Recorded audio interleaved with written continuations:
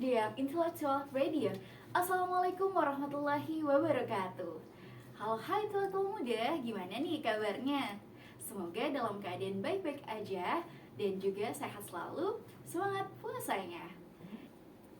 Nah di podcast ini aku gak akan sendirian nih, aku bakal ditemenin sama Kak Intan yang merupakan mahasiswa UIN Wali Songo Semarang. Ayo Kak, sini kita ngobrol. Halo.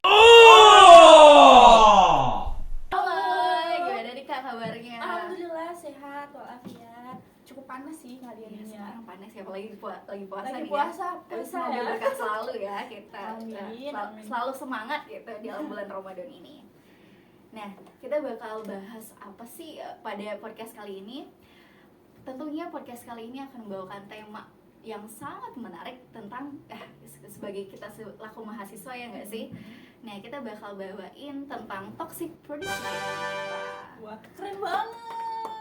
Ada Ya, nanti ada ini ya. Ada apa namanya? Suara tangan. Pro Nama panggilannya apa sih biar aku lebih akrab gitu? Kalau biasanya kalau di kampus ya, namaku kan Intan Isfulaila. Iya. Tapi Intan itu adalah nama dahulu aku kok gitu loh. Jadi aku masuk kampus aku harus memiliki nama baru. Oh, nama baru ya, harus ada nama baru, nama tren gitu, Iya, nama tren pas kuliah. Terus aku pindah ke Nispul, kemudian kalau di berbagai organisasi aku dipanggil Ipul, dipanggil Inul, kayak gitu-gitu sih biasa seorang anak-anak. Boleh ya, aku panggil Ipul ya. Boleh banget. Kak Ipul ini sibuk apa aja sih sekarang ini? Kalau sekarang ini aku lebih fokus ke prodi ya, karena aku emang udah di semester 6, udah mulai semester 2 pasti nih. sibuk-sibuk ya. Aku jadi harus fokus ke akademik aku kayak gitu. Kalau untuk sebelum-sebelumnya apa pernah ikut di UIN Wali Songo nih, udah ikut organisasi atau ikut kegiatan event apa gitu? Kalau di tahun 2022 sih lebih membaranya gitu ya. Aku ikut UKM, menjadi salah satu kepala UKM waktu itu pernah. Kemudian aku ikut kedutaan UIN Wali Songo Semarang. Wah, di UIN Wali Songo nih. Di UIN Wali Songo Semarang. Kemudian juga aku ikut HMJ, Himpunan Mahasiswa Jurusan. HBM ya kalau misalnya di universitas lain. Benar, karena kita UIN ya. Iya. Jadi HMJ. Namanya HMJ. Kemudian ngisi beberapa kegiatan sebagai MC gitu sih. Wah, padat banget ya, pasti banyak kegiatannya. Ini gimana sih? Tapi sebagai Mbak Ipul yang masih muda, pengen banget ya berkegiatan, pengen banget kayak menjadikan diri kita tuh aktif gitu, produktif. Pastinya kan, pasti banget. Kadang kalau misalnya aku pernah dengar orang pasti bilang, mumpung masih muda banyakin aja kegiatan biar nambah pengalaman, nambah relasi. Pernah dengar gak sih Kak? Pernah banget. Menurut Kakak kayak gimana sih pendapat seperti itu? Mungkin itu pendapat yang benar ya, karena sebagai kita yang nggak bisa diem, itu tuh kita harus mencari kegiatan yang bisa mengolah skill kita. Kayak gini deh, bayangin aja kita hidup nggak ngapa-ngapain kan, Iya. aneh banget kan? Aneh banget kan? Kayak mending kita mencari kegiatan, selagi kegiatan itu positif sih, ayo aja sih menurut aku. Tapi dengan banyaknya organisasi yang Kakak ikutin, pernah nggak sih kegiatan bentrok atau acaranya atau jadwalnya bagaimana sih, kayak sampai kita tuh pusing, stres, burn out kayak gitu? Pernah banget, aku pernah banget. Mana kalau pada saat itu aku jadi kepala UKM, jadi aku harus ngurus anak-anak yang ada di dalam kantor kayak gitu.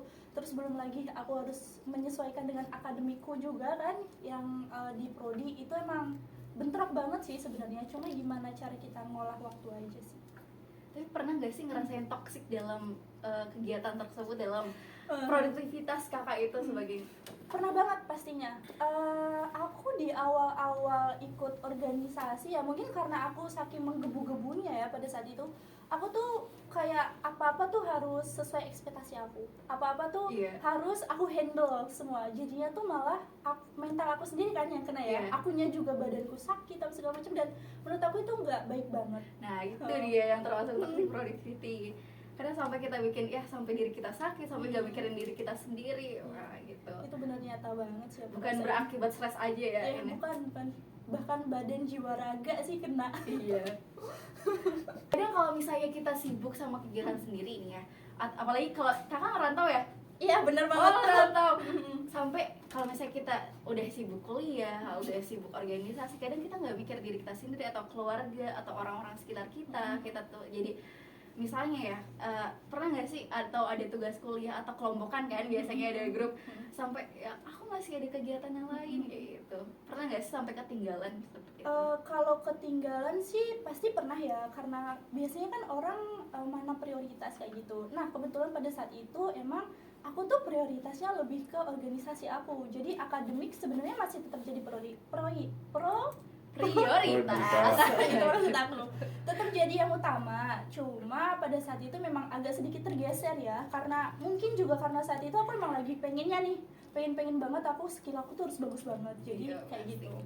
Dan juga soal orang-orang sekitar emang itu ini banget sih, malah jadinya tuh kayak kerja kelompok kayak gitu tuh kayak ya udah aku aja, jadi aku ngerangkup semua gitu loh, aku aja udah kalian udah gitu aja gitu. Jadinya kan malah beban, sebenarnya bukan beban juga sih karena aku sendiri yang mau ya, cuma emang lebih memberatkan di aku aja. Nah, kan kakak banyak nih ikutan banyak organisasi yang 1, 2, A, B, C, D kayak gitu. Pernah nggak sih ada orang-orang yang sampai ngomongin, si paling organisasi kan, pernah banget kan? Pernah banget. Semua aja lo ikutin kayak gitu kan. Gimana sih cara kakak nge-manage orang-orang, omongan orang-orang seperti kayak gitu? Kalau untuk orang-orangnya sih ya, karena gini, mungkin aku waktu itu lebih nggak peduli ya sama orang-orang, karena mungkin aku juga terlalu toksik ya, karena tidak menghiraukan sekelilingku Iya. gitu loh. Jadi aku lebih fokus ke targetku, dan itu memang sangat melelahkan menurut aku. Ya seperti itu sih, Capek lelah banget ya, banget Fred. sih. Pernah nggak sih ada jadwal misalnya di kegiatan AMBAS atau di kegiatan himpunan mahasiswa atau di kegiatan UKM yang ada berbarengan, tapi aku tuh harus kesini dulu, aku harus kayak gini kesini dulu? Pernah banget. Itu lebih ke kegiatan prodi, himpunan dengan UKM sih. Nah karena pada saat itu prioritas aku emang ke UKM ya, jadi ya udah aku ke UKM ya, aku izin kayak gitu. Tapi alhamdulillahnya sih pada saat itu teman-teman himpunan tuh pada bisa menerima gitu, mungkin karena mereka tahu aku jadi salah satu bagian kepala kan di sana, seperti itu sih. Wah, yang banyak banget ya tantangannya, kita nggak semua selalu mulus ya. Iya bener banget. Nah, sebenarnya kita juga harus tahu limit kita di mana. Kita Iya. juga bukan Ultraman ya guys, Iya, ya bisa nggak bisa nge-guide nge-handle semua ya gitu. benar. Nah, ada nggak sih tips-tipsnya biar si toxic productivity ini diubah menjadi health productivity? Untuk tips dari aku ya, sesuai pengalaman aku ya, mungkin kita itu jangan gini, kita bekerja sesuai realita aja. Jadi kita boleh berekspektasi, cuma ekspektasi kita sesuai realita aja gitu loh. Terus juga untuk kesehatan badan, jasmani dan nurani ya, kita tuh sebaiknya ini sih istirahat yang cukup. Terus juga kita berbaur dengan lingkungan sekitar biar otak kita juga jadi fresh, kayak gitu sih. Wah, keren banget nih ya. Kita banyak tahu pengalamannya, tahu kisahnya gitu. Gimana sih sibuknya organisasi dan sambil kuliah juga. Nah, boleh kita organisasi, tapi bagaimana kita bisa menghandle-nya, dan kita harus tahu limit kita tuh sampai mana. Kita tuh bisa menghandle itu sampai mana. Nah, terima kasih ya Kak Ibu udah datang bincang-bincang sama podcast RJM kali ini. Mohon maaf apabila ada kata yang tak tertata dan tutur yang tak teratur. Kenali dirimu untuk mengenal Tuhanmu. Wassalamualaikum warahmatullahi wabarakatuh. See you, See you, bye-bye. bye-bye. Menarik. Ya dulu. Ya dulu lah tetap.